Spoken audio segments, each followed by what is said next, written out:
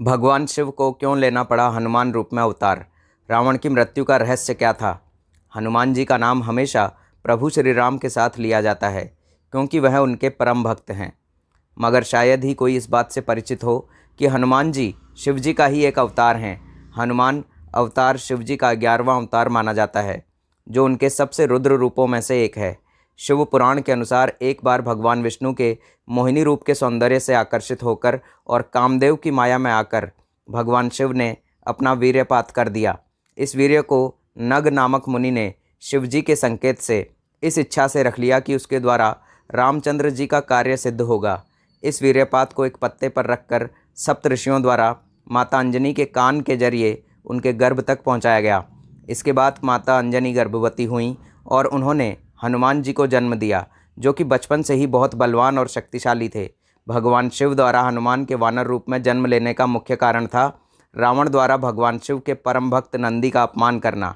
ऐसी मान्यता है कि लंकापति रावण भगवान शिव का बहुत ही बड़ा भक्त था और रावण को उनसे अमर होने का वरदान भी प्राप्त था। लेकिन कहते हैं ना कि हर वरदान का एक तोड़ ज़रूर होता है, वैसे ही रावण के अमर होने के वरदान का भी तोड़ भगवान शिव को पहले से ही मालूम था। एक समय की बात है कि जब रावण ने भगवान शिव की पूर्ण रूप से भक्ति करने के बाद सोचा कि महादेव को उसके साथ लंका में ही रहना चाहिए, तब महादेव की सेवा का भाव मन में लेकर वह महादेव से मिलने गया। कैलाश के द्वार पर नंदी को देख रावण ने महादेव के साथ नंदी को भी लंका ले जाने का सोचा। उस समय नंदी ने रावण से पूछा कि रावण इतना अधिक स्वार्थी कैसे हो सकता है? यदि रावण भगवान शिव को अपने साथ ले जाएगा तो माता पार्वती और भगवान शिव के भक्त उनके बिना कैसे रहेंगे? नंदी की बातें सुनकर रावण को उस पर अत्यधिक क्रोध आ गया। तब क्रोध में आकर रावण ने नंदी के बैल रूप को अपमानित किया और उन्हें बंदर जैसा दिखने वाला कहा। तब उस समय रावण द्वारा अपना अपमान सुनकर नंदी अपने आपे से बाहर हो गए और उन्होंने रावण को श्राप दे दिया कि रावण का साम्राज्य जल्द ही अस्त व्यस्त हो जाएगा और ऐसा करने वाला कोई और नहीं बल्कि एक वानर यानी एक बंदर होगा। इतना ही नहीं, नंदी के श्राप के अनुसार रावण की मृत्यु का कारण भी एक वानर ही था। ऐसी मान्यता है कि नंदी के इसी श्राप के कारण शिव जी ने हनुमान रूप में जन्म लिया और अपनी पूंछ से रावण की लंका जला दी। इसी के साथ नंदी का श्राप भी पूरा हुआ और शिव जी के हनुमान रूप द्वारा राम जी के दास होने का कार्य भी पूर्ण हो गया। भगवान शिव के हनुमान अवतार से हमें यह देखने को मिलता है कि परिस्थिति चाहे जैसी भी हो, इंसान को अपने बल का सही इस्तेमाल करना चाहिए। जिस तरह हनुमान जी ने ईश्वर का अवतार होते हुए भी एक सेवक बनकर अपनी प्रतिष्ठा पर आंच नहीं आने दी, उसी तरह इंसान को सदैव बड़े पद का लालच त्याग कर सादगी के साथ जीवन जीना चाहिए और हमेशा अपनी प्रतिष्ठा बनाई रखनी चाहिए। हनुमान जी एक दास होने के साथ साथ एक बहुत अच्छे मित्र भी थे, जो हमेशा अपने मित्र की रक्षा के लिए खड़े रहे।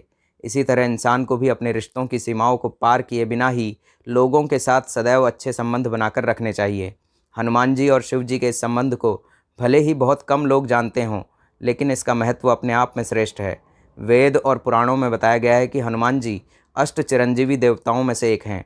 वाल्मीकि रामायण के अनुसार अशोक वाटिका में माँ सीता को ढूंढने के बाद जानकी जी ने हनुमान जी को अमर होने का वरदान दिया था। इसके बाद रावण के विरुद्ध युद्ध में वह श्री राम के मुख्य सहयोगी के रूप में लड़े थे और अयोध्या लौटने के बाद उन्होंने श्री राम के प्रति अपनी भक्ति का परिचय दिया था। वह अनन्य भक्त के रूप में हर दिन उनकी सेवा करते थे।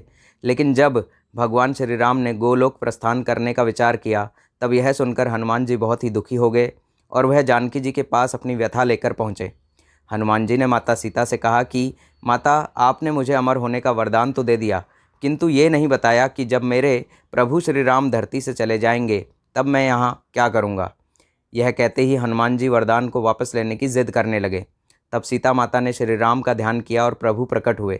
भगवान श्री राम ने हनुमान जी को गले लगाते हुए कहा कि धरती पर आने वाला कोई भी जीव अमर नहीं है, लेकिन तुम्हें यह वरदान मिला है। ऐसा इसलिए क्योंकि जब तक इस धरती पर राम का नाम लिया जाएगा तब तक राम भक्तों का उद्धार तुम ही करोगे। तब हनुमान जी ने अपनी जिद को त्याग दिया और इस वरदान को श्री राम की आज्ञा मानकर स्वीकार कर लिया।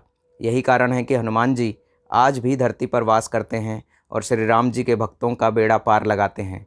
दोस्तों, आज की हमारी वीडियो आपको कैसी लगी हमें कमेंट करके ज़रूर बताएं। अगर आपको वीडियो अच्छी लगी हो तो कमेंट बॉक्स में जय श्री राम ज़रूर लिखें। प्रभु श्री राम आप सब पर सदैव अपनी कृपा बनाए रखें। वीडियो में अंत तक बने रहने के लिए आप सभी लोगों का दिल से बहुत बहुत धन्यवाद दोस्तों।